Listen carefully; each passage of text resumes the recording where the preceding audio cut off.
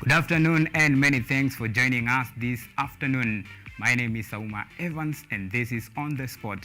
Today we have much and more lined up for you, including performance of Kenya in the ongoing Commonwealth Games, where our rugby team, of course, is continuing to making us proud. And our hockey team that made their debut for the first time, they had some rook shock and, a bit rough welcome to the Commonwealth game. All that and more will be tackling on later on. And of course, here in the country, as far as football is concerned, Bandari FC is continuing to flexing its muscle. We have the likes of Kakamega Homeboys we have continued to see Max Exodus in the team. Later on, I'll be joined by Mr. Samuel Itaba and Titus Boya, Kenya Football. They are the Kenya Woodball Secretary General and Head Coach. And of course, my gang will be right here with me as we bring you the latest sports analysis as far as rugby, Commonwealth Games is concerned, the transfer rumors across the border here locally and even in the English Premier League, Serie A, Bundesliga, and of course the Germany Bundesliga. And that is more than that will be coming much later on. And of course, I want us to at least take on some very interesting opening ceremony that happened in the Birmingham, and the opening ceremony that saw quite a glamour and sparkling ceremony that we just witnessed yesterday before the real action took place. I don't know if my director has that particular outing that just happened. And of course, as we wait for that particular outing, there is some rather interesting statistics that I want to take you through. Of course, and right here, we have seen Kenya send 122 contingent to represent the country in various outings. That is rugby, we have athletics, a hockey team, swimming, and all that. And of course, some very interesting things that we need to note is some very interesting things that we need to note is we will be having the GOAT, the 1500 meters women defending champion, and of course he's the current record holder of Tokyo Olympic Games, Faith Kipyegon, and World Athletics silver medalist Helen Obiri, who opted out of this particular tournament. Gives me the greatest pleasure to declare the 22nd Commonwealth Games open.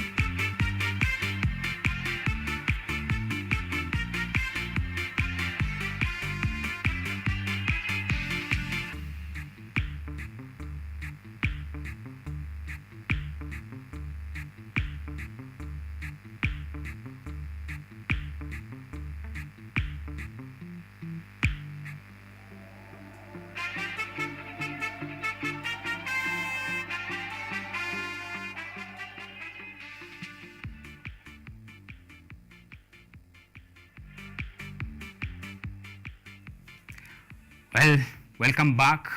My name is Auma Evans, and just if you're joining us right now, you're right on the spot. Remember, you can follow this conversation and much more on our social media platform, Facebook at KUTV Kenya, at Twitter KUTV_Kenya. You can tag me along at ST_Ted. Remember to use the hashtag on the spot. Well, now moving on to our news headline and highlights of the day. Football Kenya Federation Premier League side FC Leopard have put down to paper a 3-year sponsorship deal worth 195 million shillings with a local betting firm Betika. The new sponsorship shirt deal comes days after the club parted ways with Sportica after failing to remit 200 million to their account by July 24th as per agreement between the two sides. The 3-year deal is set to come into effective next month when the new campaign kicks off in the Kenya Premier League. Season this year. One of our strong points last season.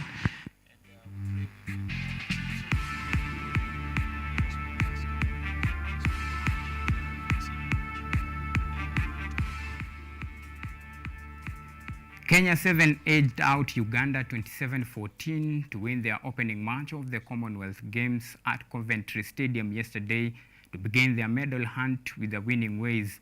It was, however, a bad outing for national women hockey team who were subjected to a torture by ruthless New Zealand, blowing away helpless Kenya 16-0 in their opening Group B match in their ongoing Commonwealth Games at University of Birmingham Hockey Squash Centre.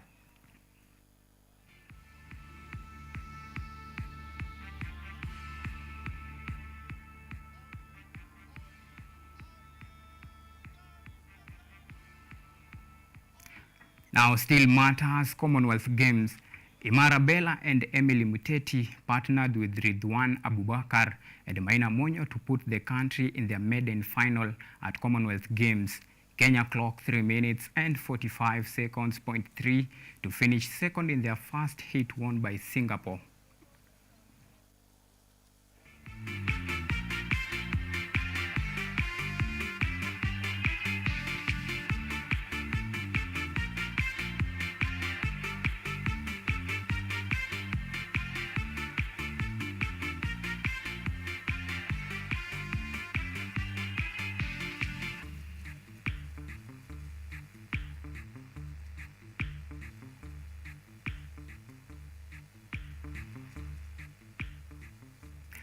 Kenya female rally driver Maxine Wahome won Sports Personality of the Month of June after her exemplary performance in the concluded World Safari Rally Championship that was held in Kenya last month.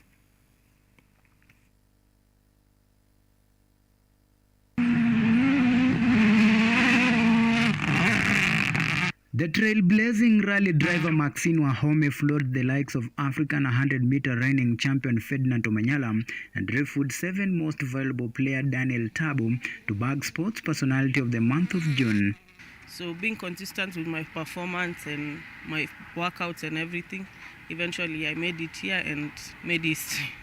The sensational Maxine became the first Kenyan female rally driver to win the WRC Category 3 during the WRC Safari Rally that was held in Kenya last month. On the onset of it all, Maxine had only one goal in mind. The first day, I said I would take it slowly, just to learn the car and everything. But by Saturday, I knew I had adjusted to the car, cleared and made a big gap for my first position. So I was happy with my performance. It's no doubt her feat has and will continue to inspire countless other women across the globe to approach the male-dominated sport with much-needed resilience and gusto. Motorsports is, yes, it's a male-dominated sport, but it's not just for men. There's many other ladies, even out of Kenya and everything, who dominate in this sport. So I'm proud that I've dominated in Kenya, being the first lady as well. For 26-year-old rally driver, the stage is set for yet another moment of glory. Auma Evans for KUTV, Nairobi. Well, congratulations for Maxine Wahome. We hope that he'll continue to make the country proud. Well, moving on to some matters to do with, football. Kenya Premier League giants Gor Mahia have appointed Irish coach Jonathan McNistry as their new head coach at a 2-year contract. The new Kogalo tactician takes the baton from German tactician Andrew Spear after opting not to renew his contract at the end of last season, only after 6 months with the club. The Irish won the Sekafa 2019 with Uganda Cranes during his 18-month spell with the Cranes before he was shown exit door November last year.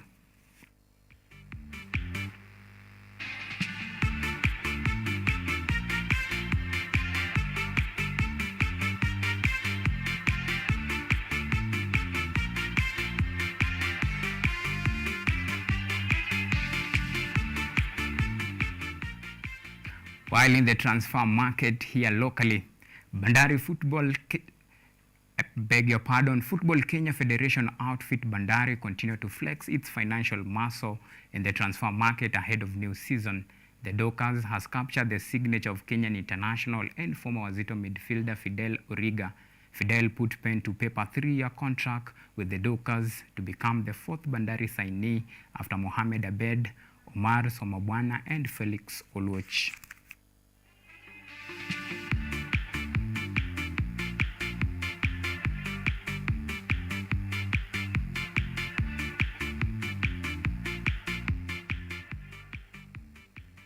Now moving on to international news, Manchester United have completed the signing of Argentina midfielder Lisandro Martinez from Ajax on a 5-year deal at Old Trafford until 2017. Martinez won the Netherlands top league title with Ajax in 2021 and 2022, as well as the Dutch Cup in 2021. The centre-back is United's third signing of the summer, following the arrival of Christian Eriksen on a free transfer and Dutch fullback Cyril Malaysia.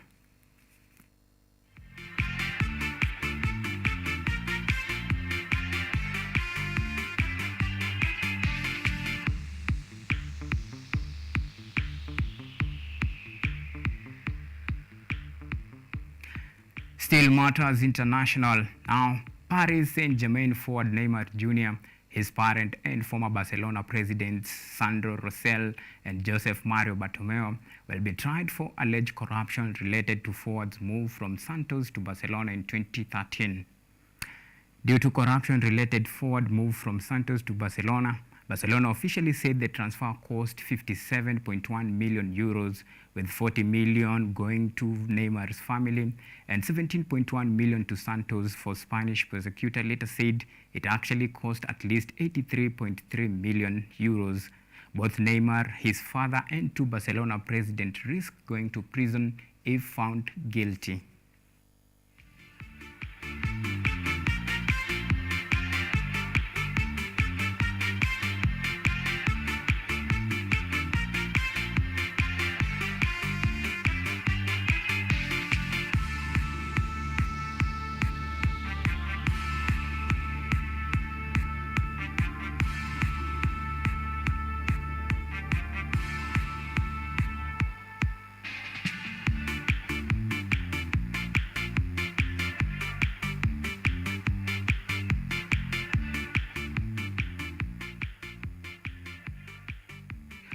Well, that's bringing us to the end of our first segment. Remember, just like I had promised you earlier on, we'll be having the Woodball Federation Secretary General and of course the Kenya Woodball head coach, Mr. Titus Mboya, here in studio. Of course, they're already in the house, and once they are in, we'll quickly jump into that particular discussion just to talk about the past, future, and the present. And of course, it's a conversation that I'm sure you don't want to miss it out. So continue to staying around. We take a short break, and when we come back, that particular discussion is taking place right now here in the studio. See you a bit.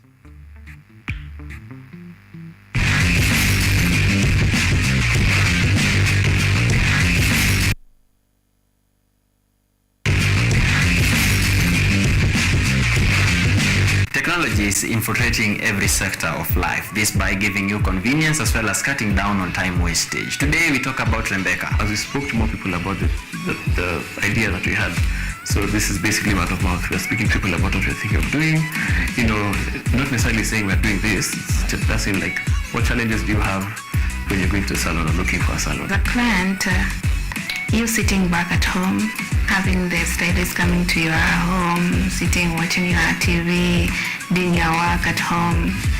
I think it's more convenient, and you enjoy being at your comfortable home.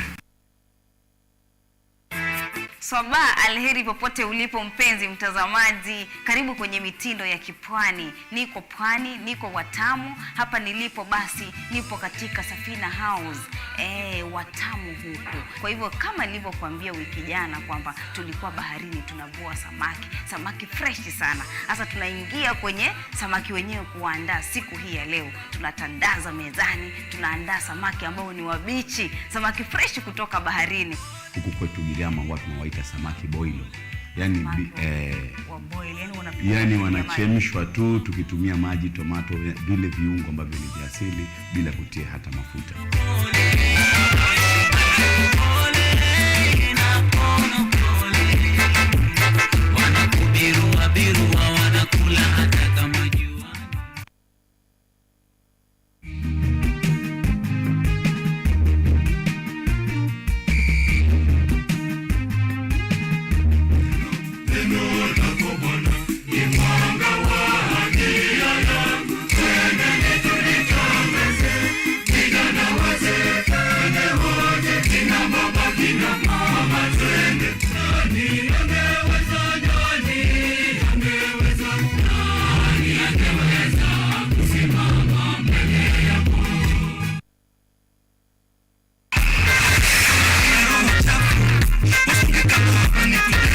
What's up, people? How are you doing? My name is Katali Kenya, and I will be bringing you the full part entertainment show in the 254.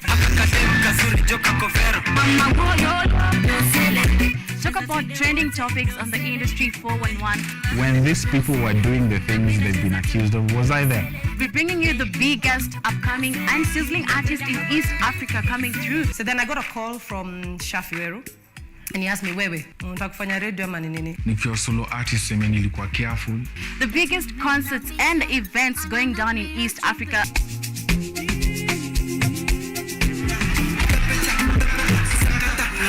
As well as articulating youth issues that matter. There's a lot of stress and strain that is associated with early parenthood.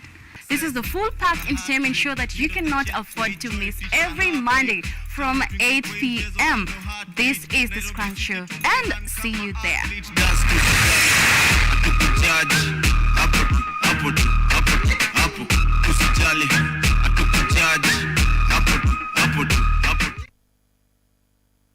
Technology, science, innovation, ICT and research. These are the ingredients upon which the solutions to the 21st century problems are founded. In a world that is rapidly changing, it's all hands on deck to ensure a balance in all fields of life.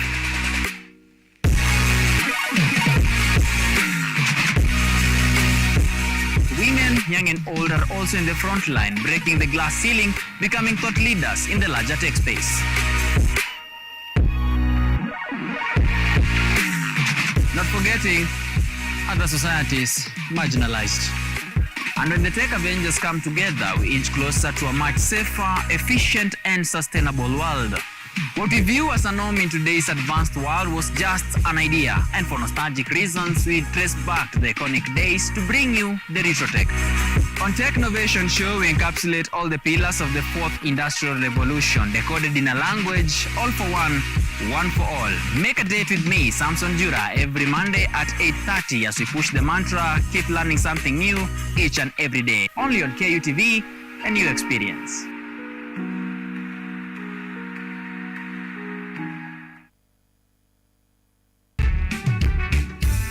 We have the approach that will not compel people to vote. It is a choice. You choose to vote if you want to. You're encouraged to vote, but you're not forced to vote. We like to blame IEBC on everything that goes wrong after the election. It's a question of civic education, where a voter is supposed to be educated on, for example, what we are doing today, which is really educating the citizen on electoral process. Are they mandated to do that? And if so, how do they do it?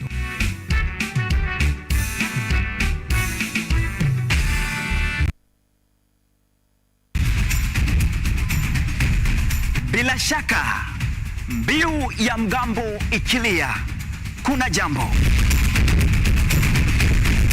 Na sasa, katika KUTV Rise Today, makala ya TBT.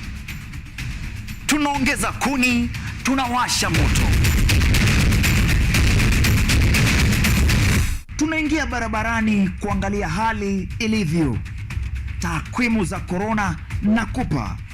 Habari zinazojiri na zinazokuhusu na kujuza na kukumbusha yaliyotendeka siku kama hii ndani ya historia, kisha na kuletea wageni na wataalam, tudadavui, tufahamu na tuchukue nafasi yetu kama vijana katika uongozi, uchumi na masuala ya kisiasa nchini. Na joto likizidi, tunaingia uwanjani, tunachambua spoti ya Kenya. Ni kila Alhamisi saa 1 hadi saa 4 asubuhi, nami Vincent Maina almaarufu Ojwang mtoto wa Mariam, ndani ya KUTV, a new experience.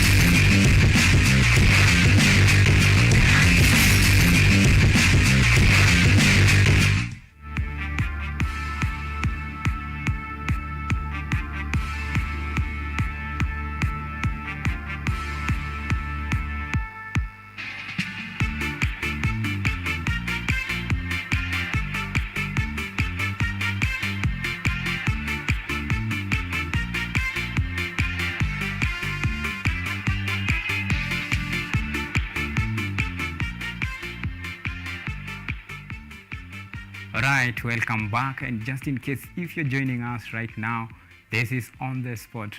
Remember, earlier on we had talked about our initial, the state of Kenyan football here as far as transfer market is concerned. Bandari is continuing to flexing its muscle, while many are asking questions about Kakamega Homeboys and their ability to sign now that the club is experiencing some sort of mass exodus. You've seen quite of players leaving the club. Up until now, they have not signed any new head coach once Bernard Malala was shown the exit door. Now, those are some of the things that we'll be talking about later on. And of course, as we cross, the border and go back to Birmingham about that particular tournament, Kenya, particularly Shujas, have registered 2 wins. First was 27-14 against our rivals Uganda. Then yesterday they thrashed Jamaica 43-0. So that is some kind of positive news, despite earlier setback that our hockey national women team had experienced, falling 16-0 to New Zealand. And of course, these are just kind of conversations that we'll be bringing you later on with my gang in studio. Of course, we'll be joined by Jijo and Kevin Benson, who will be joining us via Zoom just to talk about matters to do with the sports as they gun to you every single point down for you to understand in the language that you know best, and that is the sports language. These are just some of the things. And of course, earlier on, just like I had told you, I have 2 amazing guests in studio here to talk about the past, present, and the future of football in Kenya.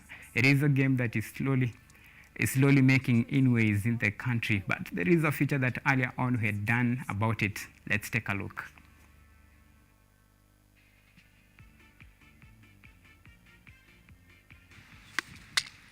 Football is a sport where a mallet is used to pass a ball through gates.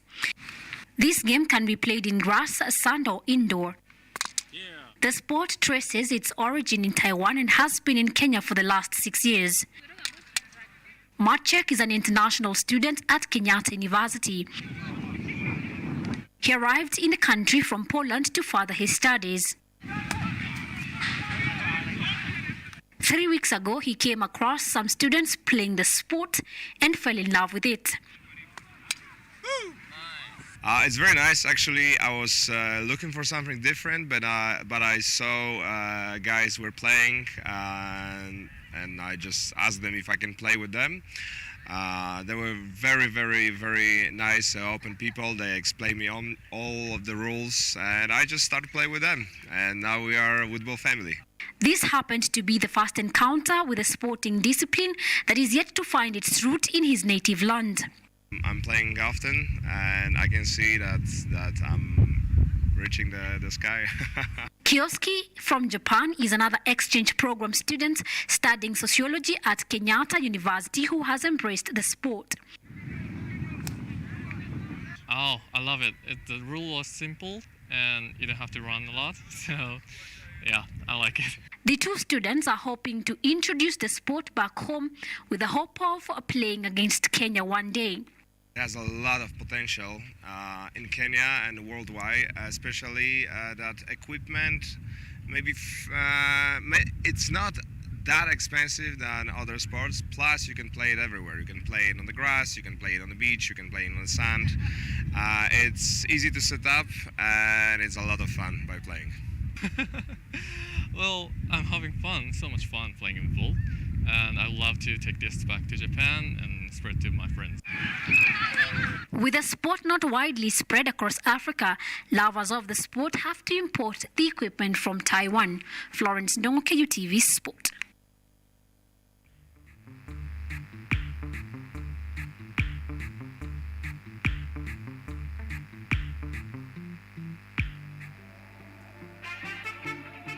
Right, let's dive to that particular discussion. And of course, right here in studio, I have two amazing gentlemen, Mr. Titus Mboya, the National Football Head Coach, and Samuel Litaba, the Secretary General, Kenya Federation Football.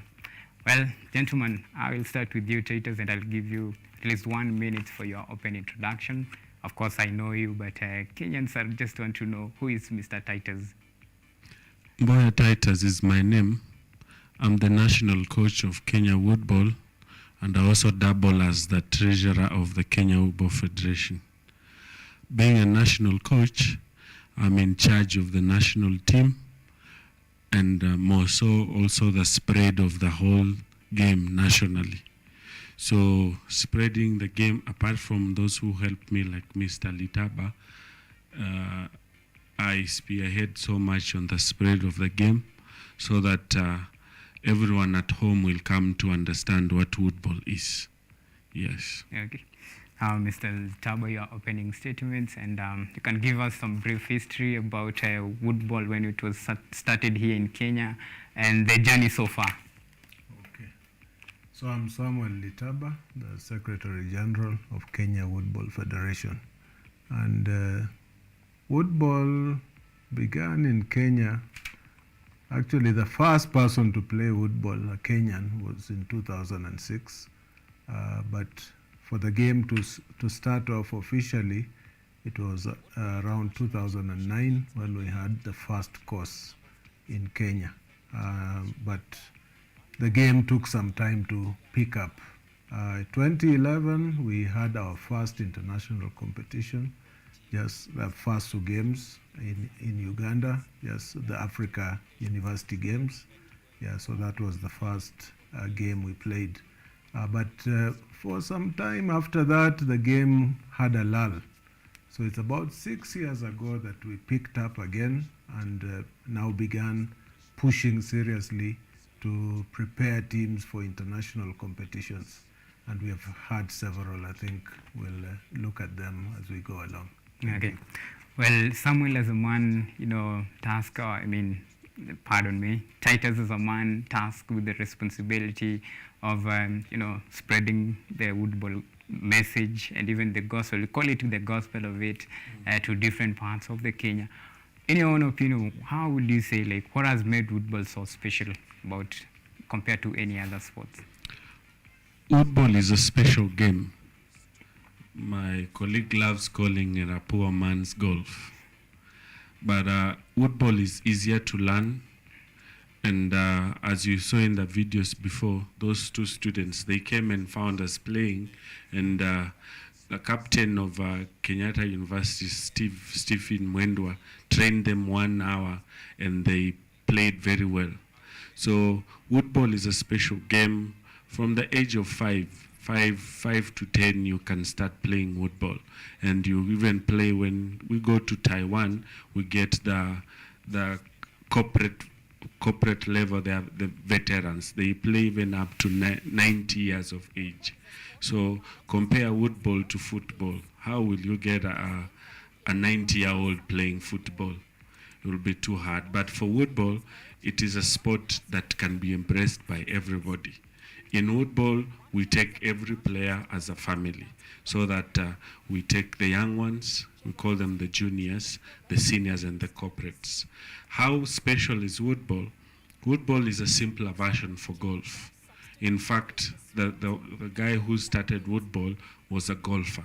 So he copied most of the rules for golf, and they are used in woodball.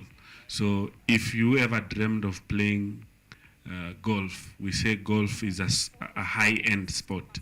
We welcome you to woodball so that you can also make your dream come true. Okay. Yes. Well, I would love to know how, especially here in Kenya, it began, and the formation of the league until where it is right now. What are some of the metrics that we need to know about woodball as far as, competitive league is concerned? Competitively, we have an ongoing league and also the circuit. Currently, our Kenyan league this year will begin in September. We are beginning September because most of our players are university students. So when universities resume, that's when we will start. It will go all the way to late March or early April next year, so that we have different universities playing woodball. We have like Kenyatta University, Mount Kenya University, JKUAT playing. We have Meru. We also have Technical University of Mombasa, Taita Taveta University.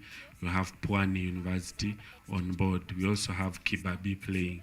There are other universities before COVID, the likes of Cooperative University, Multimedia University that were playing. But with the setback of COVID, we are planning, God willing, September, we come back to them. But competitively, we are also competing at African level. Now we can happily brag that Kenya is the African champion in woodball. It has taken us a while to replace Uganda, because Uganda has played for so long, but now we are African champions. We also have World Cup competitions. The last World Cup we were in Uganda during the Beach Woodball World Cup. This year in July we were supposed to go for another World Cup, but it was supposed to be hosted in Malaysia, but Malaysia and those Far East countries are down on lockdown because of the COVID. Well, even before we come to World Cup and all the international competition, first of all, let's get the real issue here on the ground. And of course, as far as making or rather popularizing the woodball, especially in Kenya, owing to the conversation right here, it seems like it's just common in institutions, like let's say universities, or about the grassroots level. Is there some kind of mechanism in place? And from where you sit as a Secretary General, there are plans to make sure the game spreads to other parts of the country, especially in the grassroots level, because you might find like there is so many talented players there that probably if given a chance they would want to play woodball, but because of that lack of exposure, it's become difficult to even identify talent. Okay. Now, part of the issues that we struggle with are the equipment, because equipment for a long time we have been importing. First of all, we were importing from Taiwan, and more recently, Uganda has also been selling to us the equipment. So the equipment is relatively, well, not very costly, but relatively to most Kenyans, it's a bit expensive. Yeah, so that's why the institutions have picked up faster because they are able to buy the equipment and play the game of football. And then it is easier for them to sponsor their teams, to come for the leagues and so on. But we're also working out the clubs. You can see there the Taifa Club. I'm also a member of that club. So we have 2 clubs in Kenya, apart from the universities, and we are hoping to spread to more clubs. At the moment, our main focus is with the learning institutions. Apart from universities, we now want to go to primary school and to secondary school, because at the East Africa level, Uganda are the only teams that have the only country with teams at the secondary level for the East Africa Games. Yeah, so but we are trying to encourage Tanzania to come up with a team, Kenya also to come up with our teams, so that we can play at the school level. That would help to improve the game, so that people start playing earlier and then they pick up the game and move on. So then we have the corporate level, where we have now the people like us now who are in the working world. Yeah, so we play at that level, the corporate level. Those who are still young are called seniors. Those are the seniors, and then we have the juniors. So we are also working on the corporate level. Yeah, that's why we are building the clubs, so that the corporate people can come in and play the game of football. Okay, you talk about importing equipment. Just how expensive is it? It's expensive because anyway, even the times we get equipment from Taiwan, it's when we go for a game there. That's when we are able to get some equipment. And of course, since luggage is limited on the plane, we can only carry maybe 2 bags per person, to come back with to Kenya. But then because Uganda have been producing, we have been buying from them. But we are working out so that Kenya can also produce the football equipment, and so that we can be able to make it easier to reach to the grassroots, with the football game. Yes. Okay. Now, talking about Taifa Club, probably for any players that maybe want to join the Taifa Club, where is it located, and which procedure do you use in terms of selecting players? How is it? Since it's a young club, we don't have limited conditions for us to join. Remember, a new sport, if you're too strict, players will not come. So we are located around Kenyatta University. Taifa Club's headquarters is at KM. That's where, before it was Taifa Club, we used to call it the Wazee Club. So that we decided not to be too limited to Wazee. So we opened it to be a Taifa. Because last month, that is in June, even the captain of ZIL, we have another club called ZIL, he's called David Mungai, joined us to Uganda during the Ndeje Football Championship, but he played as Taifa Club. So it's still a younger club. We are encouraging more players to come on board so that they can also join and be part of Taifa. However, we still encourage players, since football is now spreading across all counties, we encourage players who have finished school and they still want to play football. They can still form their clubs at the county level and get registered, so that we can help spread the gospel of football. Okay. Yes. Mr. Litaba, many might call you, the father of sports, especially here in Kenyatta University. You have been at the core center of pushing and advocating for more sports.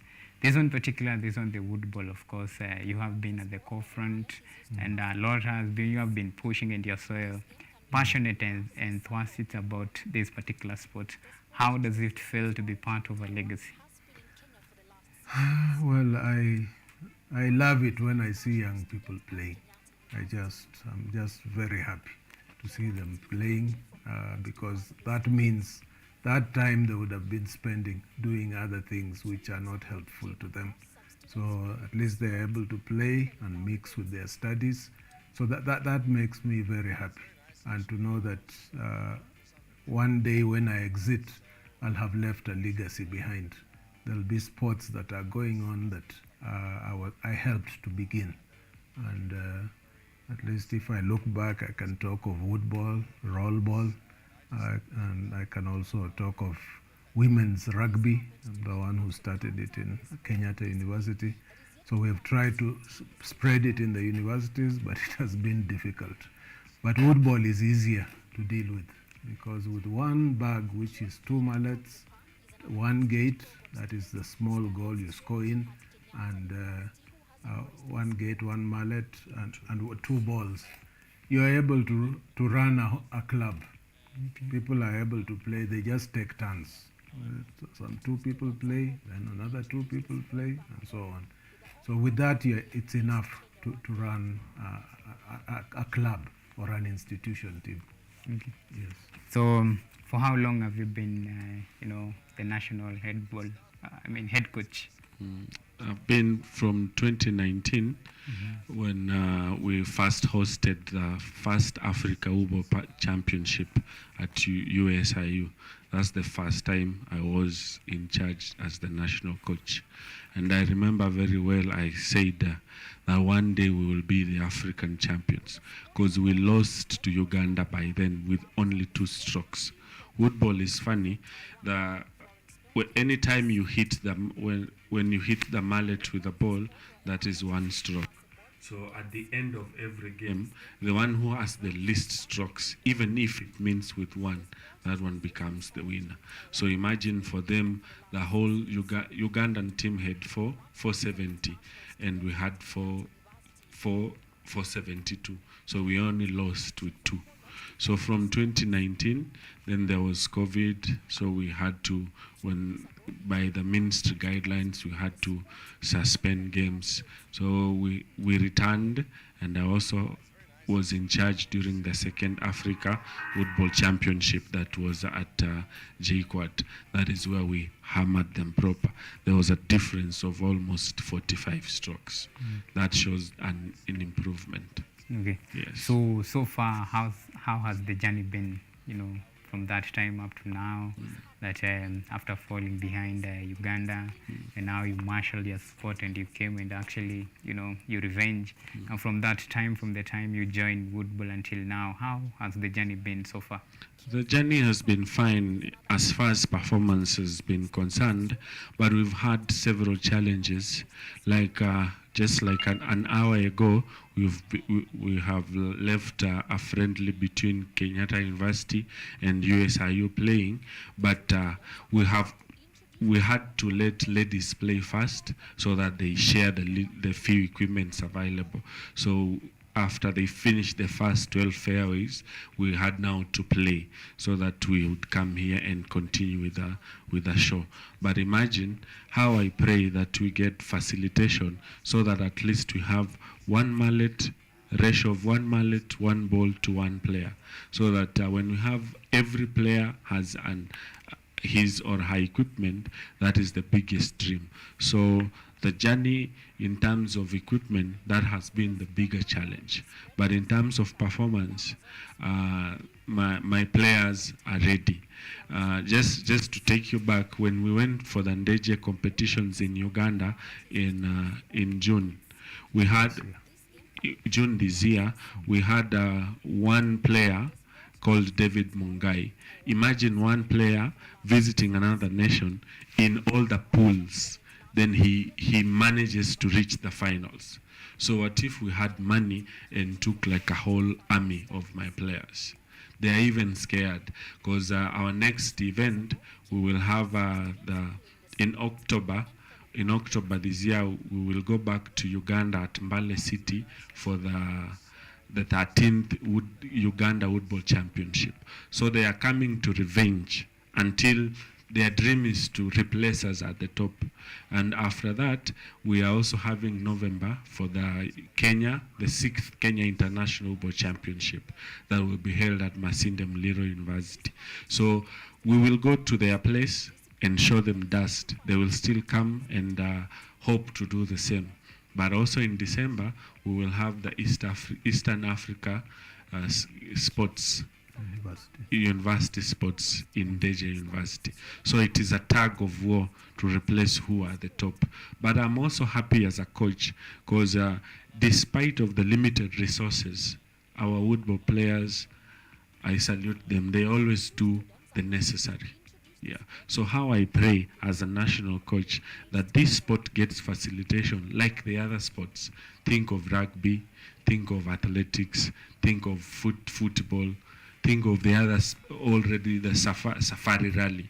Imagine if we ever got such sponsorship. We will also spread tourism in terms of sports for this country. Okay. Yeah. Now let's come to you, Mr. Litaba. Why is it so, an uphill task to get to marshal resources to support the team?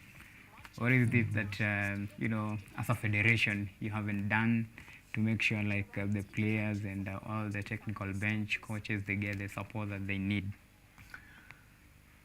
Well, our father and mother is the Ministry of Sports. Okay.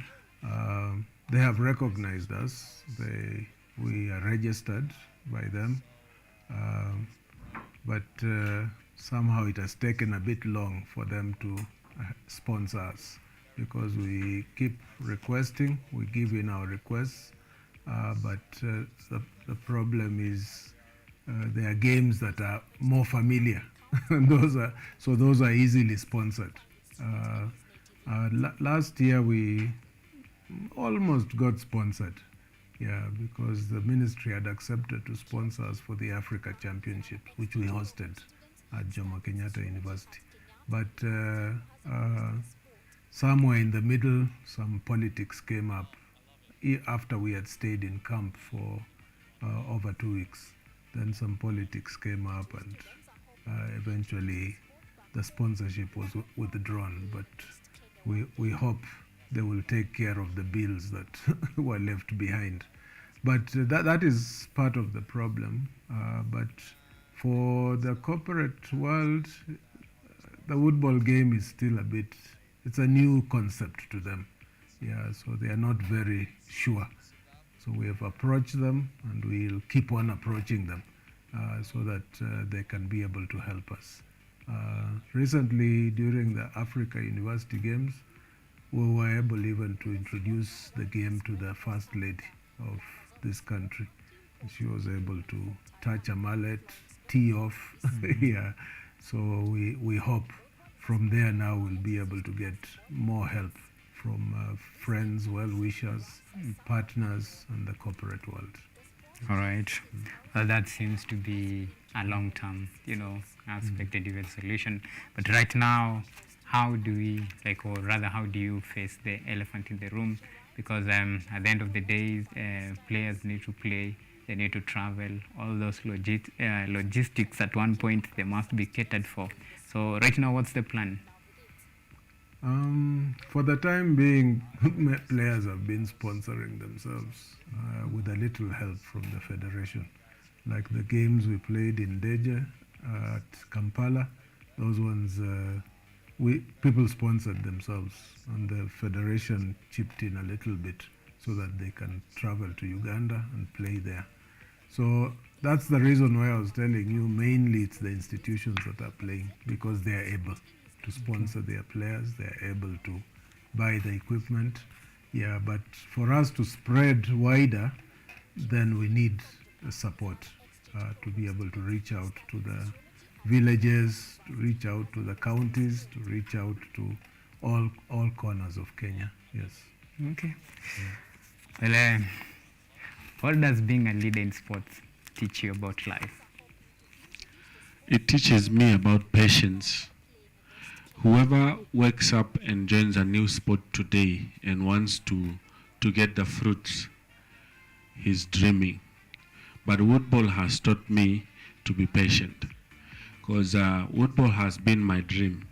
The one day I'll walk the streets of this Nairobi and I hear people say sports pay. There's a challenge I always tell my players when we train around in KU, and then there's rugby, then you'll find everyone has packed his car coming to play rugby. So I always tell my players to be patient, that someday we will be driving to our own place for the Kenya Football Federation with a sports complex, so that we will be having a bigger place to train more people on a large scale how football is played, so that football will pay them. But for us to reach there, we have to be patient. So as a sports leader, about patience and perseverance. Despite of the challenges we are passing through, someday we will be there. We will be there and celebrate the way others are celebrating right now. But for that to come and happen, we need to sacrifice even the midnight oil so that we make it someday. We are building, the way my colleague said, he will have left a legacy. So we help him to build that legacy, so that right now you see the hard challenges we are going through. Some people will come and celebrate in the near future, but before that happens, we need to lay down the roadmap so that we manage to come through. Well, there is another, the elephant in the room, and this is the infrastructure and capacity building. Owing to the standard that we have here in Kenya, do you think like we are at a level that I can see like we are preparing to play, the World Cup? Do you think we are at par as far as infrastructure is concerned, whereby you can now clearly say like we are at, equal level playing ground? If I compare Kenya to other nations playing football, we are at a better place so far in terms of performance, but we still need more facilities. Because when we compare Taiwan has a full sports complex with their own grounds for training, strictly for football. Because football, we need a nice ground. You've seen the ground playing that cricket plays on. That is the best facility we need to have. And we don't need to have only one. We need to have one in the coast, so that those people at the coast should be playing on it. We also need to have several in Nairobi, in Western Kenya, so that when we have international competitions, we meet the standards. You see, like football, where for you to host a World Cup, you need to have, apart from security, you need to have parameters like how big is your stadium. But we will reach there. But for now, we are struggling, because I haven't seen around a fully playing ground like cricket. That is the best for football.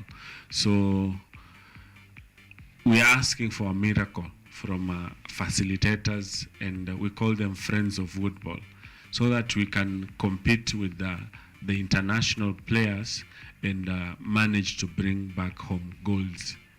Yeah. Maybe just to add, this week we played an international game online. It's called online football. Yeah. Okay. So you measure 3 meters and you hit the ball in and score. There's a goal. You place the goal down there. We call it the gate. So you gate 3 meters, then you score. So whoever scores more times becomes the winner. Online. Yes. Yeah, because you catch it on camera so that they can see as you play. Yeah, and we came second in the world. The world. just this week. Who was first? Taiwan. Taiwan. So actually Taiwan, probably they are the most dominant team in the football. Yeah, in terms of performance, sometimes you can get Taiwan on top or Chinese. Okay. Also, Uganda have been there. They have disciplined those guys also.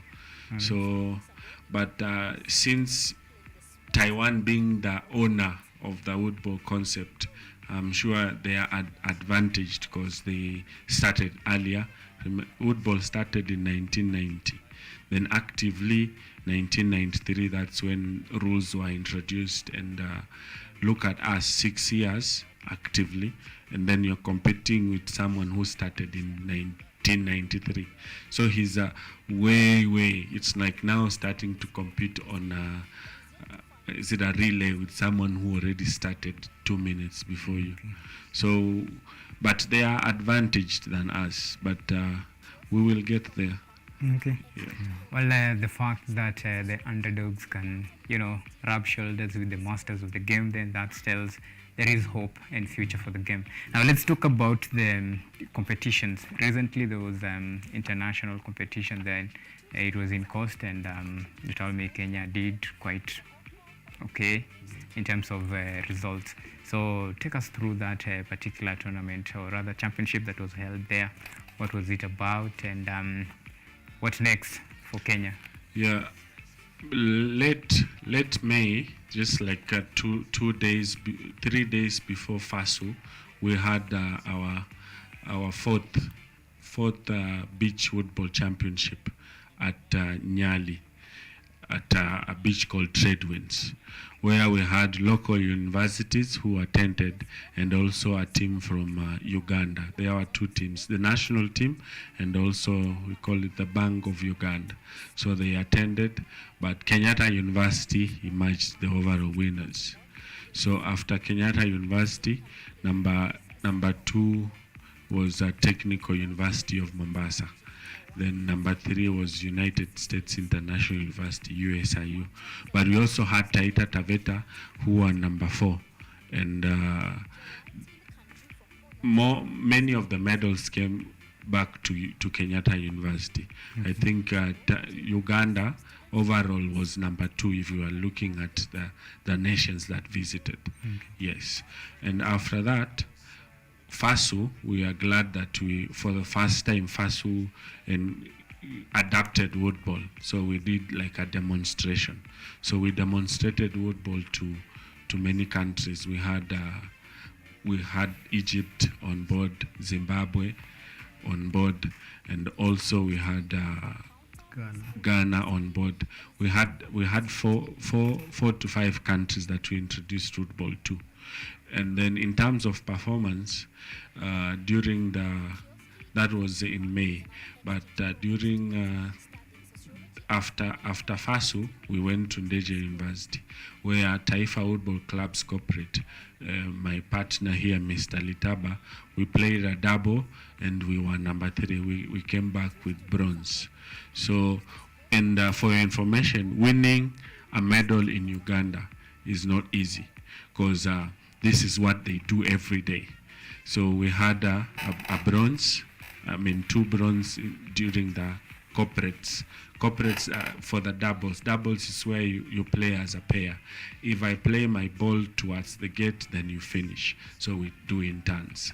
We also had David Mungai, who came back home with a cash prize of Ugandan money, 100,000. So they were giving number 1, number 2, and number 3. That is the player who was in every pool but became back with a silver and a bronze.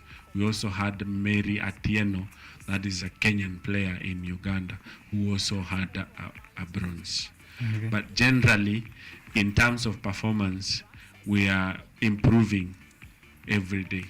Okay. Yes. Well, Mr. Litaba, what makes Uganda so special?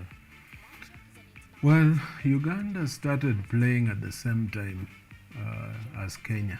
In fact, by 2011, when we met at the Africa Games, University Games, FASU, in Uganda, we were at par.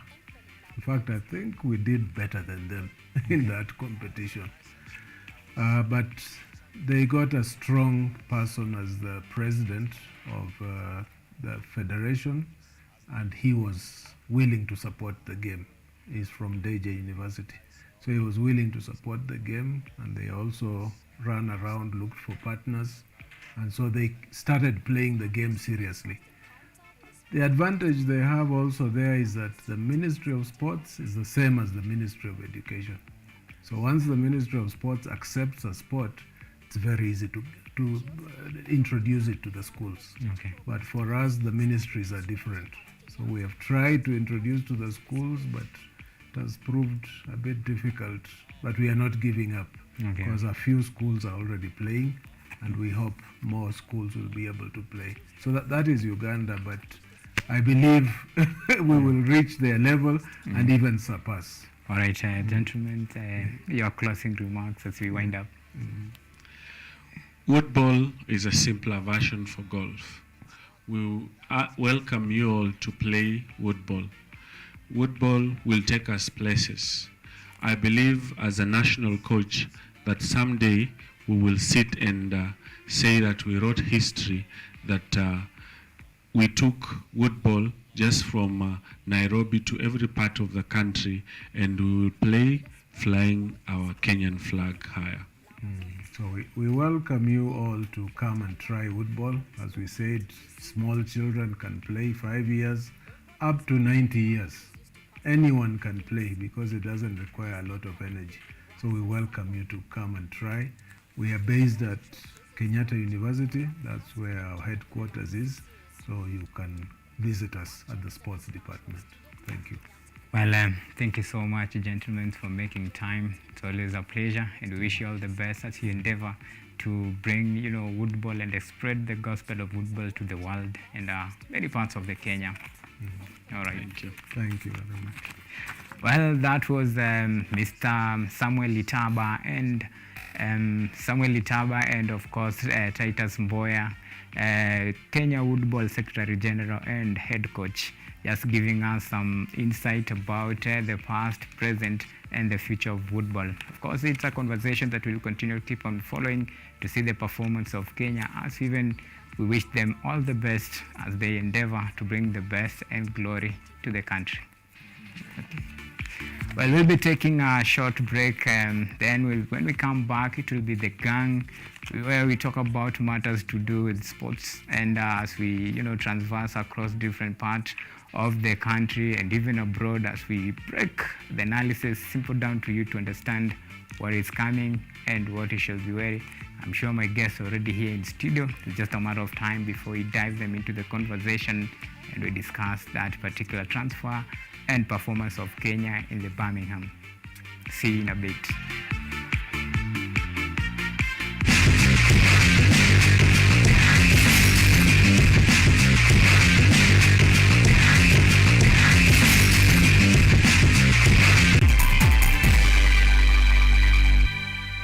Unemployment has hit you hard. Your salary is meager. You decide to venture into business, but you're struggling to thrive in it. You would want to reap a big tip on how not to run into losses. Forget the preachy business vlogs, the hyperbolic motivational speeches, and all the roads down desperation. Hope has come with model stories from small successful entrepreneurs.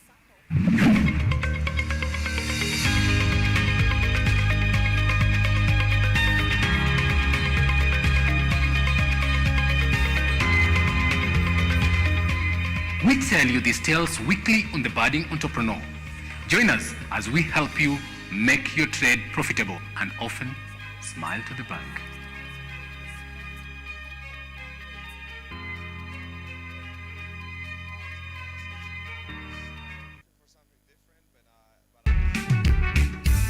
We have the approach that will not compel people to vote. It is a choice. You choose to vote if you want to. You're encouraged to vote, but you're not forced to vote. We like to blame IEBC on everything that goes wrong after the elections. There's a question of civic education, where a voter is supposed to be educated on, for example, what we are doing today, which is really educating the citizen on electoral process. Are they mandated to do that? And if so, how do they do it?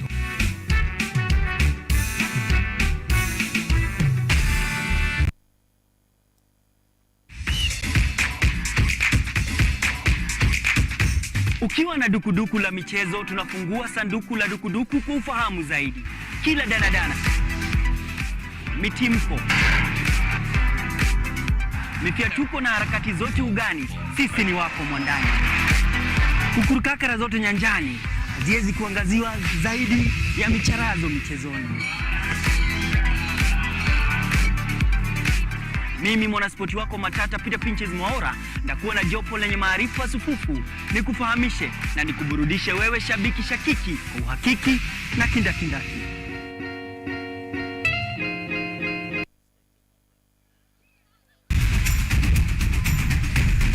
Bila shaka mbiu ya mgambo ikilia, kuna jambo. Na sasa katika QTV Rise Today, makala ya TBT, tunaongeza kuni, tunawasha moto. Tunaingia barabarani kuangalia hali ilivyo, takwimu za korona na kupa habari zinazojiri na zinazokuhusu na kujuza na kukumbusha yaliyotendeka siku kama hii ndani ya historia, kisha na kuletea wageni na wataalam, tudadavui, tufahamu na tuchukue nafasi yetu kama vijana katika uongozi, uchumi na masuala ya kisiasa nchini. Na joto likizidi, tunaingia uwanjani, tunachambua spoti ya Kenya. Ni kila Alhamisi saa 1 hadi saa 4 asubuhi, nami Vincent Maina almaarufu Ojwang mtoto wa Mariam, ndani ya QTV, a new experience.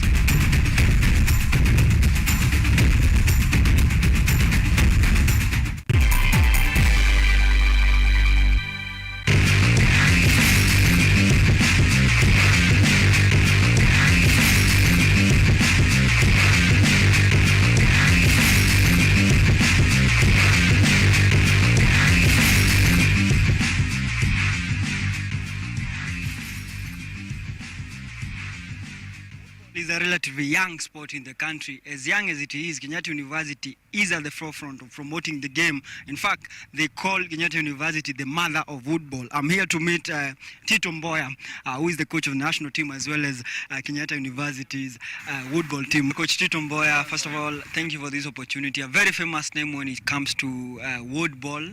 Again, another very relatively young sport, or rather sport that is not known to many. First of all, quick one, let's talk about why woodball. Let's talk about the history, where it originated from, and how you got to know about woodball. Woodball is a simpler version of golf. We call it woodball because everything you use is made from wood. It originated from China, Taiwan in 1990. The guy who created woodball was once played golf but saw that golf was too costly in terms of equipment. Then he developed the game called woodball. Yeah. Interesting. You talk about it being expensive. No, compared to golf, golf is very expensive. And whoever introduced woodball was of the idea that this might be a cheaper sport. But again, talking to some of the players, I've had a chance to interact with them. They're saying that as much as people might think it's not very expensive because everything is made of wood, it's very expensive in terms of how the accessibility to some of this equipment. Is there a place that we can get some of these equipment to play woodball locally, or do you have to import them? Currently, we don't have a factory or a place you can get the equipment, but in Africa, we have a sister country called Uganda, where we get it from Uganda Woodball Federation, or when we go to competitions abroad like Taiwan, that's where you can get the aluminium one. We have two types of equipment, both aluminium and wooden. The stuff that looks like a hammer, the one that we use to hit it, is called a mallet. A mallet. So we have a ball, a mallet, and also a gate. Like woodball, where you score in something that looks like a hole.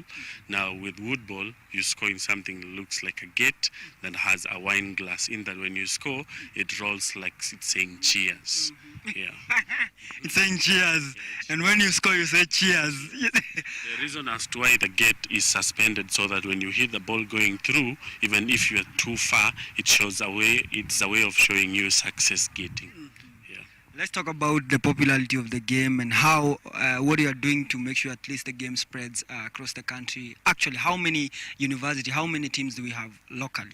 Right now we have around eight universities are playing, but it's played so much in Kenyatta University, where our director, Mr. Samuel Litaba, who happens to be the Secretary General of Kenya Football Federation, is giving us a lot of support. Also, we thank the VC who gives us the environment, a conducive environment for the training.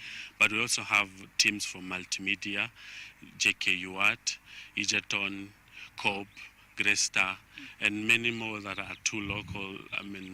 We also have several teams at KM, and also have our Zay Club, where I also participate in as the corporate. Yeah. Interesting. Actually, I didn't know we have a team around KM. I only know about the Kenyatta University side and, of course, the likes of Egerton. I remember, was it last year or rather this year, you went to participate in a competition in Nakuru.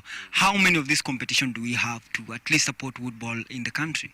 In the country, we have several competitions. We have the league that goes on. Right now, we have finished. We're waiting for September.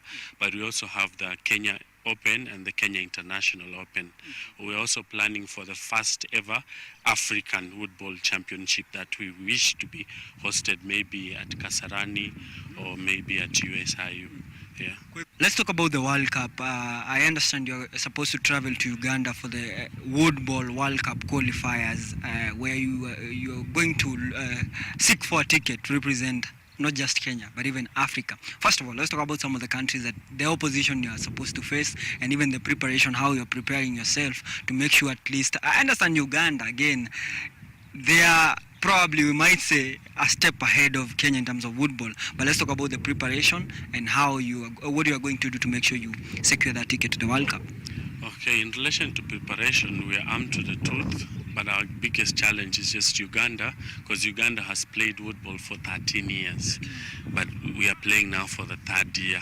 Yeah, if we reach September, that's when we'll have finished 2 years in operation. For example, we are not expecting more competition, stiff competition from Tanzania, Zambia, or Zimbabwe, or even the Asians themselves. Yeah, but we are ready. We're ready to go.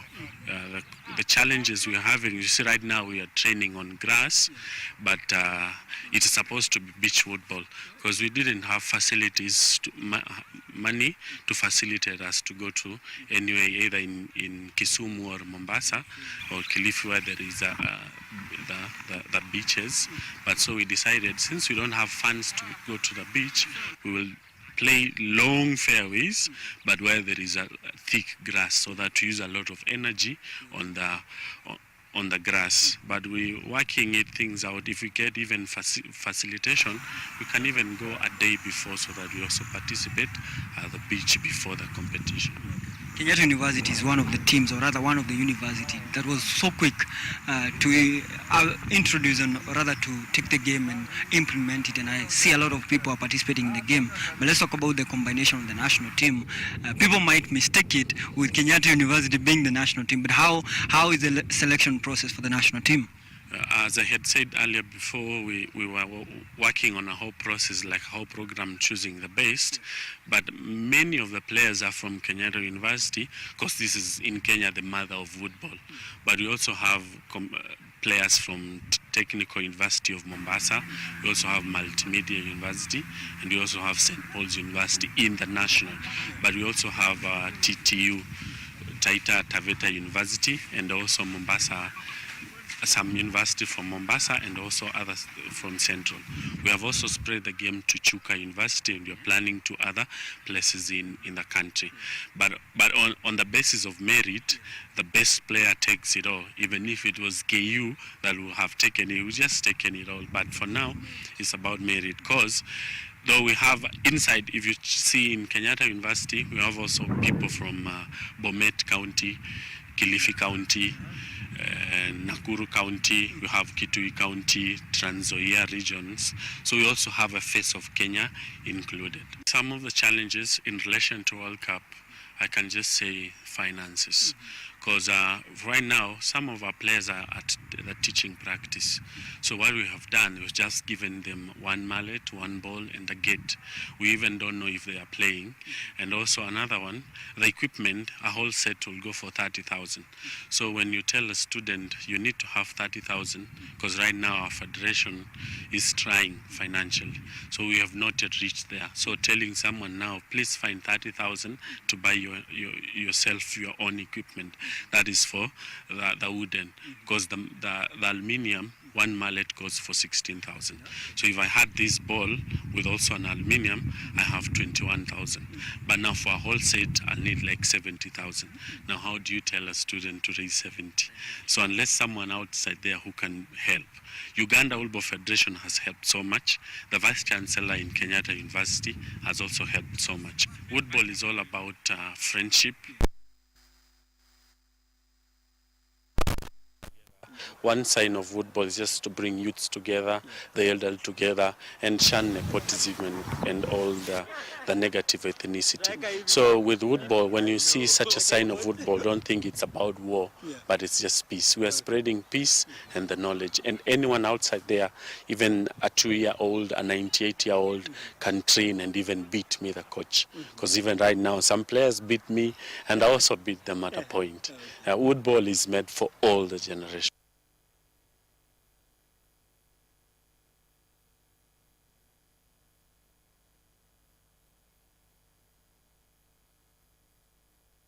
Welcome back and thank you for staying with us. Now we are at our last segment of the show, where this is the football review, basically sports review, where we discuss about matters to do with sports, both here locally and international. Well, here in studio I have my guest Jijo. How are you doing?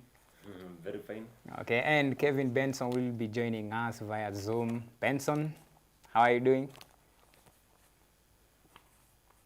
I can get you clearly even from the coastal side of Kahawa, is it coastal, or the Livi suburb of Kahawa? Okay, now gentlemen, let's jump to the transfer market here, especially here in Kenya. We have seen some kind of mass exodus from different teams trying to marshal their number and boost their squad. And there is some rather interesting outings that we have seen. The likes of Bandari pulling some strange moves as far as transfer market is concerned, flexing their muscle. Recently, we saw they signed new players. How do you see, in terms of new season? Do you see this is one of the things that they are trying to, at least next time, to stake their claim as the dominant team? You remember this is a team that they were third in the Premier League. Is it somehow now trying to even going far beyond just finishing position 3? Well, when I talk of Bandari, I think, it will be kind of challenging to them, because you understand that they have signed a lot of players in a very narrow moment, because, in less than 3 days, signing a total of 6 players, you can imagine Anthony Kemani, the kind of work that awaits him in the next season, because he actually has to, come up with a plan of how to use these players, because you can imagine he has a whole lot of strikers, the ones the likes of Akina Mohammed from Coastal Unions. He was there actually. Okay, at least some of them, they were there as loanees, because he has used them. He knows how powerful they can be on the club. That's why they have brought in them. But most of them, others, the likes of Akina Felix Oluoch from Kakamega Homeboys, these are maestro, and you can imagine he has another number of strikers, there. So it will be challenging to them. Anthony Kemani, it will be so challenging. This is my own opinion.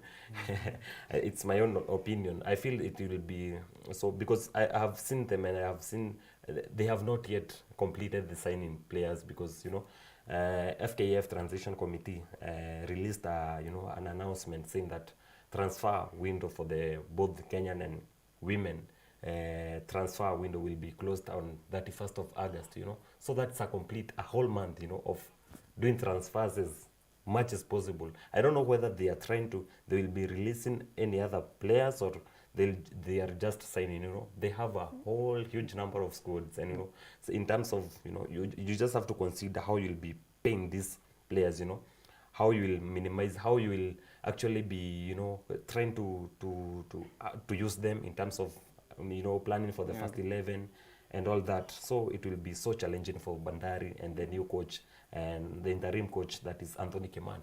Okay. Yeah. Well, Kevin Benson, you know, what's your take on this transfer market, especially Bandari, you know, boosting their squad ahead of new season? You know, Bandari have been a force to reckon in the present and also in the future. Remember, you're looking at a team that plays really good football. Are you looking at their position last season? Look at how they finished.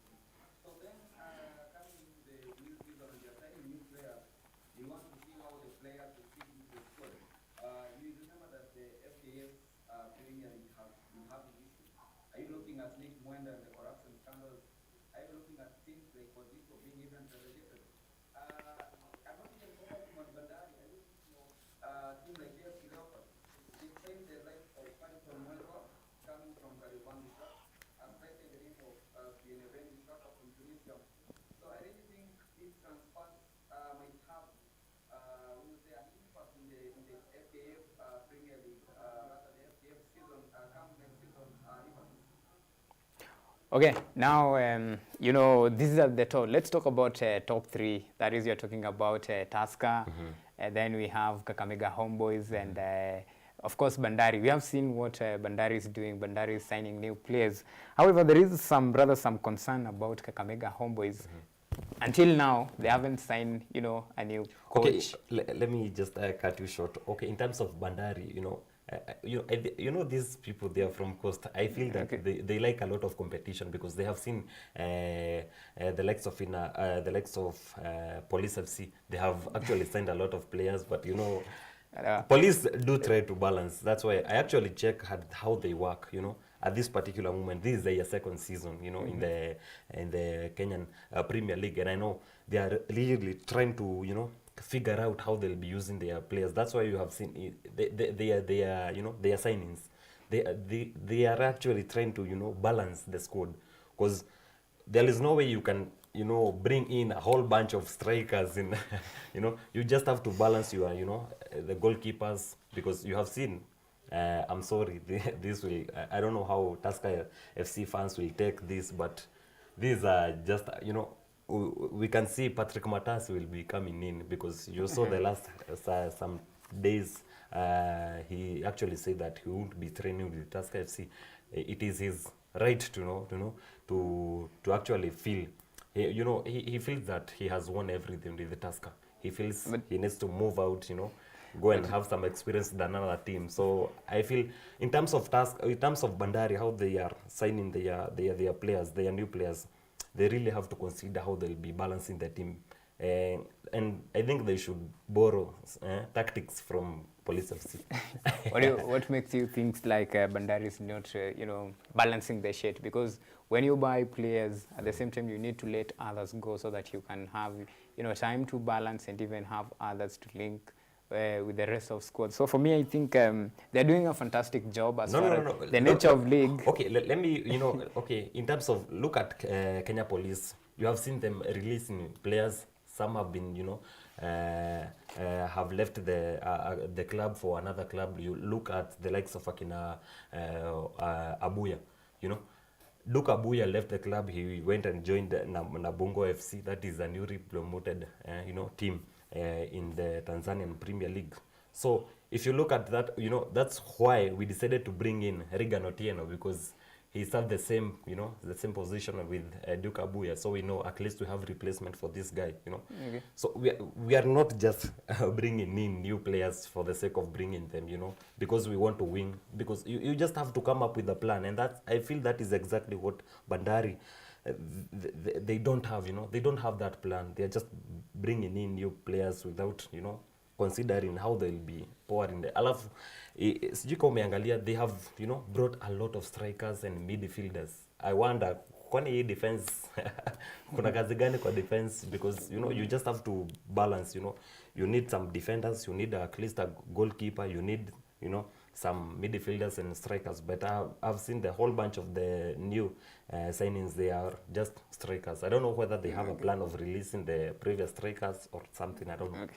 Kevin Benson, even as you respond to Gijo's, comments here, how is Tusker doing in the transfer market? You just mentioned my team, Evans.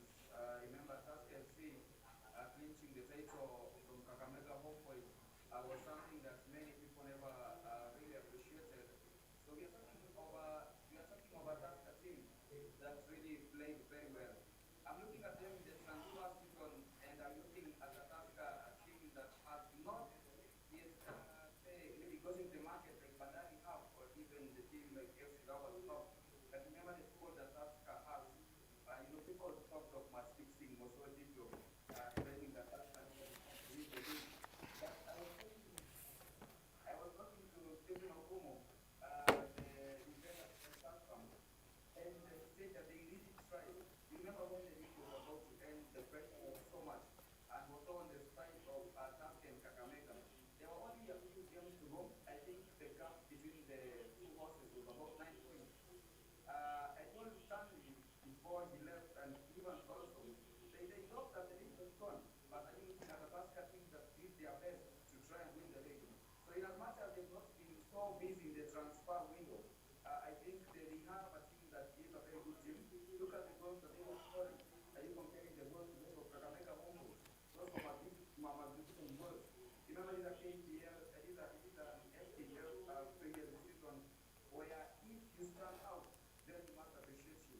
We have so many scandals in football, so we give us all the credit, and I really wish them all the best in the upcoming season. I know they will try to find a player or two, Evans. All right, now let's move to Commonwealth Games, and this is some really interesting. We call it mixed performance, and of course mixed reaction from Kenyans. We saw our rugby, that is Shujaa, 2 wins in their first opening matches, and of course our hockey women team, they received some quite of beating from New Zealand. So Benson, how do you rate Shujaa's performance so far?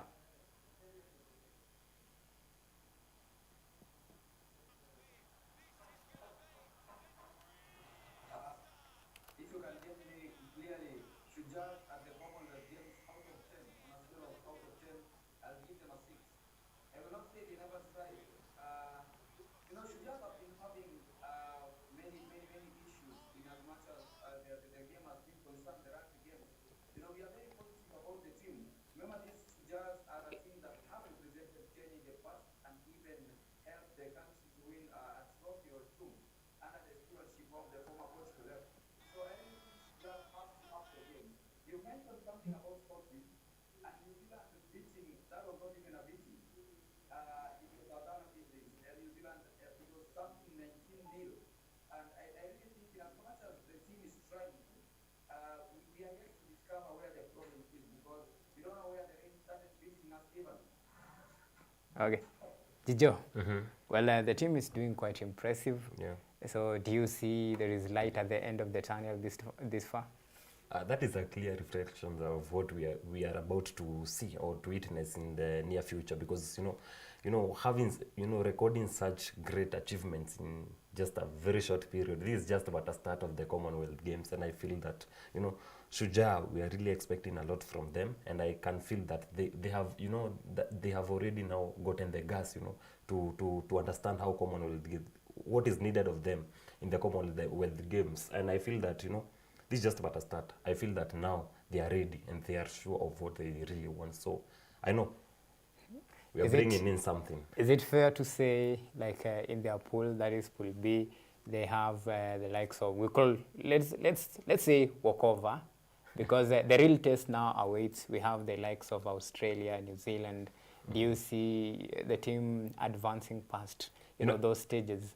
You can't say it is a walkover. Even if it is a walkover, it is very challenging, to mark a clean sheet, like how we did against Jamaica. That was a 24-0. That was a pure, that was excellent. That is not just a walkover. That shows how powerful Shujaa are. Well, Benson, what is your take in the coming games? Of course, remember we have the likes of England, New Zealand, we have Australia there. despite the fact that we won against Uganda and Jamaica, do you see the team, surpassing expectations of many Kenyans? Remember when prior to this particular match, the coach was quite clear and he said he wants a podium finish. Now, do you see us heading to that direction?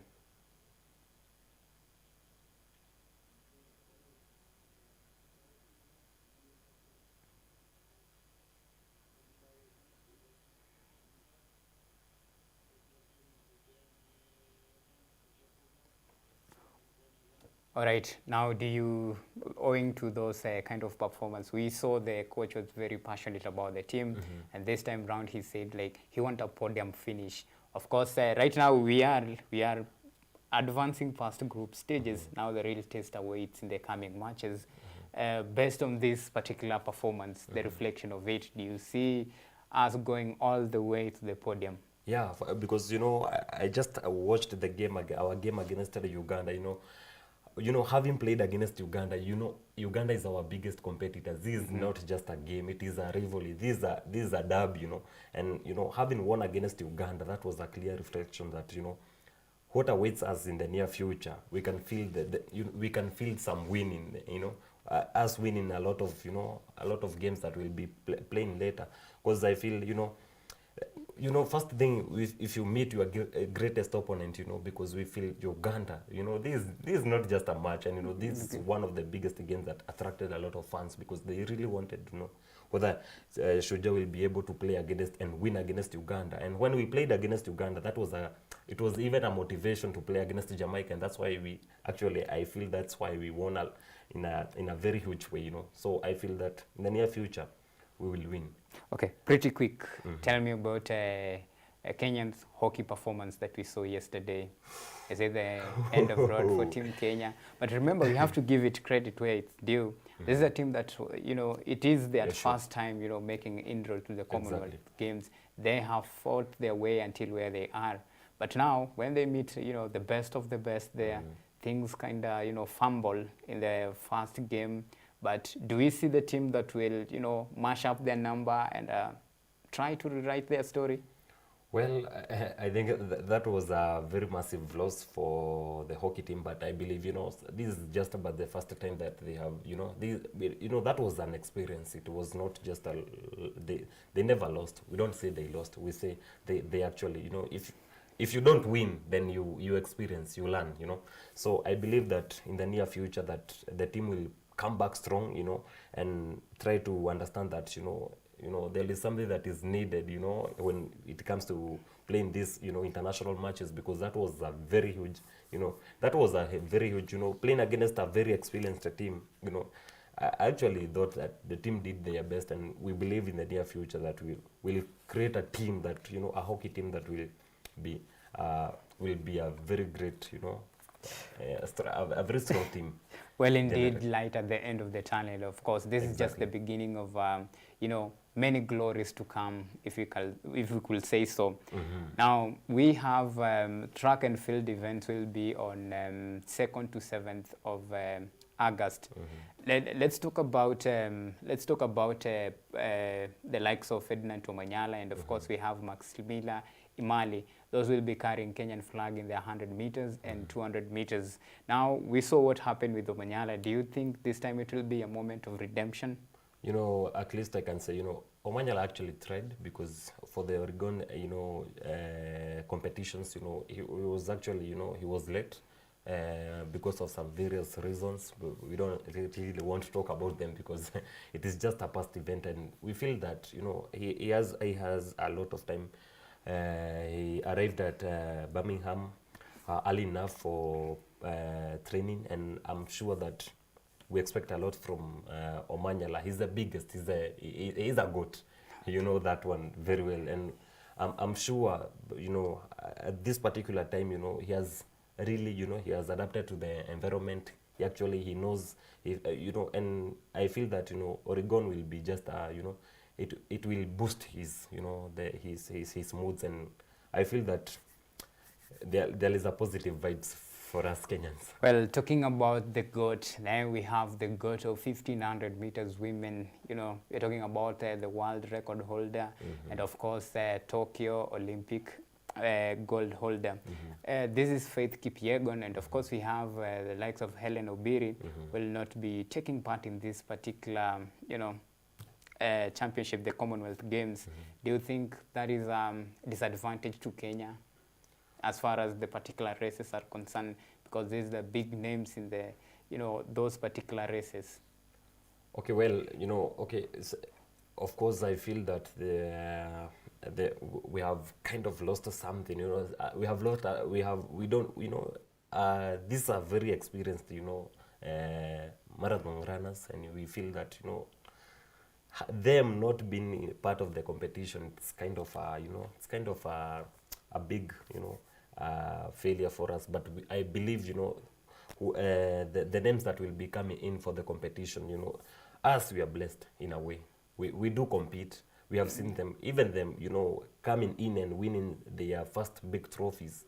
They just came from nowhere, you know, and nobody actually knew them by then. And they came in and they showed the world that, you know, it is time for them, you know, to take over the world. So I feel that even whoever will be participating in these competitions, I believe that this is their, you know, this is their biggest chance, you know, to tell the world, you know, we are here as well. Okay. You know. Benson, with Faith Kipyegon missing out and Helen Obiri missing out, do you see Kenya, you know, replicating success in the 1500 meters and of course 10,000 and 5,000 meters as far as, you know, women race is concerned? I really think Kenya has been a force to reckon in as much as track events are concerned, even together with Gideon. And of course, the likes of Helen Obiri missing and also Kipyegon might tend to worry many Kenyans. But I think also the people that we have there, they really might try to ensure that they give Kenyans a medal. Because remember, the likes of Helen Obiri, these are record breakers, these are record holders, these are people who we have seen them really represent the country. So the others who are there, I think if they are young or they are lads, then they might take the example of the likes of Obiri. Because if you look at Kipyegon, these are epitome of success in as much as track is concerned. So I'm very hopeful for Team Kenya, because remember we'll be watching them live and we'll be here to bring the fans to give them all the information and keep them up to date about the event. I'm very positive in as much as Obiri is missing and Kipyegon is missing. I still think that we still have a chance to compete because this is our chance as a team, or rather as a country that has participated in the event and won several titles. Well, let's cross over to international. You know, Manchester United have signed Martinez, Lisandros. You guys, do you feel like this is your moment, you know, to make some magic happen in the English Premier League? I don't want to that is your own opinion, actually.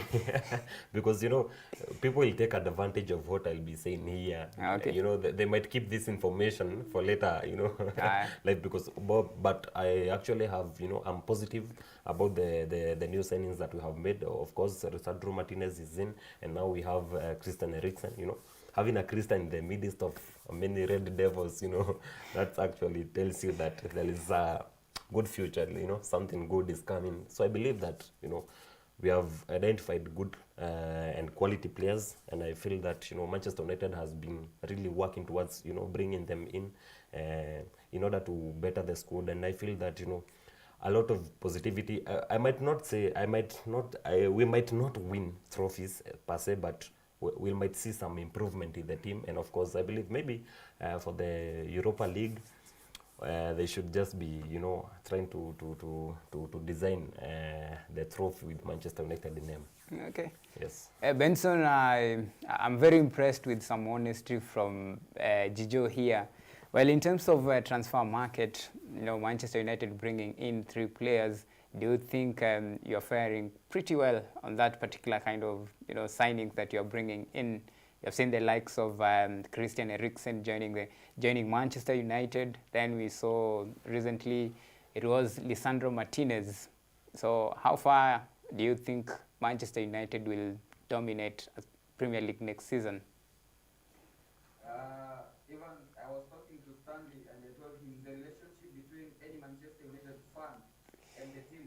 It's like you're married to a woman, you have 9 kids, you cannot divorce that woman despite the outcome. I will take you to last season when Manchester United signed the likes of very good and capable players. We signed players who are very sharp. Are you looking at Sancho? Are you looking at other players? Are you looking at Ronaldo? When it matters, sometimes they score. But when they deserve to play as a team, they never played as a team. And that is my team. Look at other teams that really performed very well. If you're looking at a team like Manchester City, they performed very well. Then you come to Manchester United, everyone is just trying maybe to try and because the Ronaldo star that we know, of course, he's a very good player. Many people were giving him the chance to play. So I really think it's a matter of time. We just have to wait and to see whether we will be okay this coming season. Because are you looking at teams that have signed good players? And I tell you for a fact, also in the UEFA Champions League, things will be tough. Look at Barcelona and all their signings. Are you looking at Lewandowski? Are you going to Juventus? Are you looking at Zakaria? Are you looking at Vlahovic? Are you going to other teams and you are looking at the players they've signed? Are you looking at Kunde, not joining your team, the Blues, and joining other teams? So I really think we have to wait and see whether we will really perform.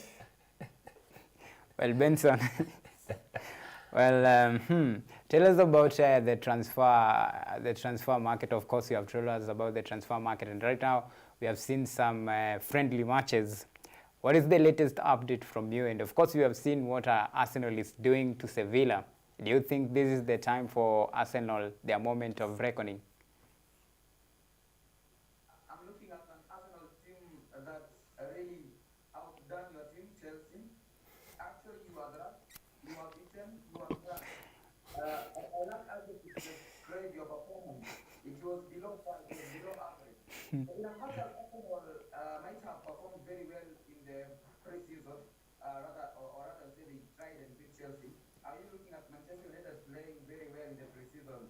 I could hear many people joking, saying that we have scored all our goals for next season, the pre-season. It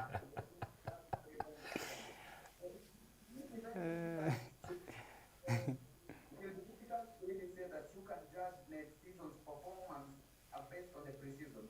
Because remember, the pre-season you are just warming up, trying to see whether the players are fit. Then we are trying to maybe see what we can do in future. So I really think the pre-season has been very good. I looked at the El Clasico clash, and are you looking at the likes of Rafinha? This guy came from Leeds United. Look at the goal that he scored, outstanding. Are you looking at the likes of Vinicius? Are they trying to regain their form? Eden Hazard scoring a penalty, and also other players who really have clicked into other things that they're doing. Look at Chelsea holding the midfield in Barcelona. Are you looking at Aubameyang? Looking at Kipem? Looking at Lewandowski? Then I'll tell you for a fact next season will be very competitive in La Liga Santander and Serie A. The French League, we've seen in PSG, we've seen the interest of like Di Maria left, joining Juventus, the old lady. Look at Juventus having Pogba back in the midfield. Are you looking at them maybe even signing another player? Benson, let me get your thought about today's Community Shield between Manchester City and Liverpool. Who do you think will carry the day? It might not be very clear, but I tell you for a fact, Man City will win that game. I've watched Liverpool play also. They signed Nunes from Benfica, also having Diaz. Mane left the team joining Bayern, and I really think that Man City they strengthened their front, rather signing this Haaland from Dortmund. We are yet to see whether he will click into their style of play because we know how they play. Their squad depth is very okay, and I fancy a Manchester City win, but the game will be very competitive this one. Well, there is this is it's something that we'll see, unfold because these are two big teams that we have seen them play. Well, as you wind up, probably like now Stanley will be going and he'll no longer be with us anymore. What is your final words as you bid Stanley farewell? We've been having a very good time with Stanley Nyaringita on the spot for all that time. I really think that he is a field. So wish him all the best in his endeavors and the best of luck in his new media house. We will just be here to ensure that our viewers are up to date with all information. And Stanley, allow me to say hello, or rather shout out one person. I'll shout out Brenda from Wendan. I'll also say hello to my mom and Frank Kase, or rather Kase from Kahao. Till next time, we'll be here, Stanley. Okay. Did you? I just feel like laughing when I hear of him saying that, he's just comparing, he's just trying to, bring in, the capability of Erling Haaland, in the Manchester City squad. But I feel that, I don't see Haaland, really performing next season, because I just look at the style of play of, Manchester City. They usually don't use a striker. It is not that is not how they are used to, because most of them they use wingers, and that's why you will see the likes of Akina Mahrez, Jesus performing there. That's why you see most of the attackers mostly are the wingers who perform on the Manchester City squad. So I feel that for Erling Haaland, okay, I'm not saying that he won't perform, but I don't think he will perform as per the opinions of the Manchester City fans, because they just have to look at their style of play, because they never use strikers. Erling Haaland is a complete striker. He looks like the likes of Akina Vlahovic, that of Juventus, the likes of Akina Karim Benzema. The only team in England which uses a complete striker, I think it is Arsenal and I think West Ham. Okay. Well, tell me about your prediction of today's game between Manchester City and Liverpool. It will be a very competitive game, as according to what my friend, has said. But I believe that, for Liverpool, Jurgen Klopp he's more used to beating Manchester City. So I believe that, if it won't be, an extra time play, and I know if it comes to penalties, Liverpool will actually automatically win. But if it is for the, overall time, I feel still Liverpool has high lots of chances to win this match, and I think Kevin Benson should just mark that one. We'll talk about it later after the game. Well, Stanley is no longer with us now. Your final remark, as even you bid Stanley farewell. Oh, definitely. Stanley has been my good friend. He introduced me to be, nimezoea kutumia Kiswahili sana wakati nafanya zile trying to talk about football, sports review. Nimezoea Kiswahili sana, so big up to Stanley, because he's the one who introduced me into this, on the sports show, trying to discuss using English. I've not been used into this. Lakini shukran kwake, and I wish him all the best wherever he goes in all his endeavors. May God bless him, na Mungu ambariki pamoja na ila yake. Okay. All the best, Stanley. Well, there is brother, something about Kariobangi Sharks. Pretty quick, like we have like 1 minute as we wind up. Okay, for the issue of Kariobangi Sharks, I know people have been, really trying to figure out what has been happening with the club, because they have released almost more than 20 players in less than 30 days, and that is not a normal thing.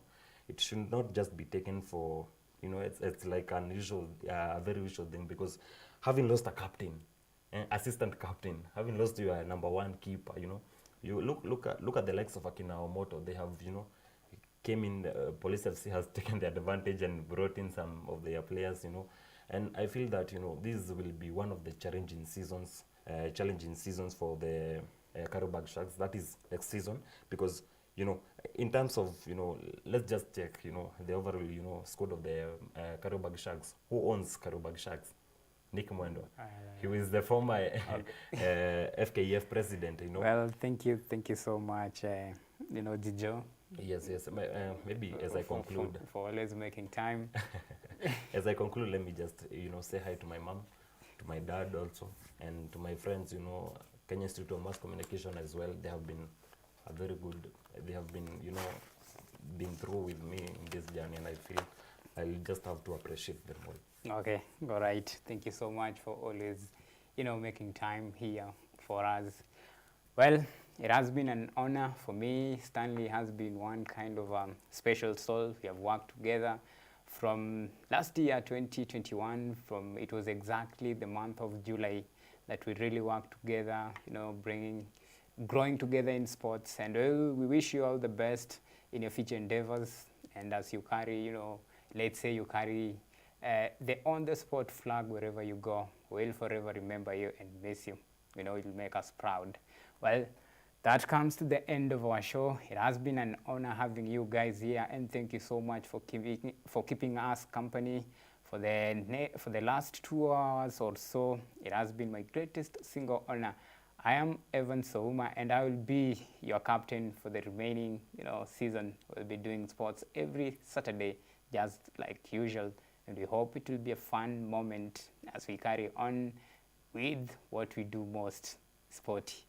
Thank you so much for our director and my director, Mr. Boni. Mushila matters to do with graphics, Major Maina Sound, and everybody who made this production a success. See you next time.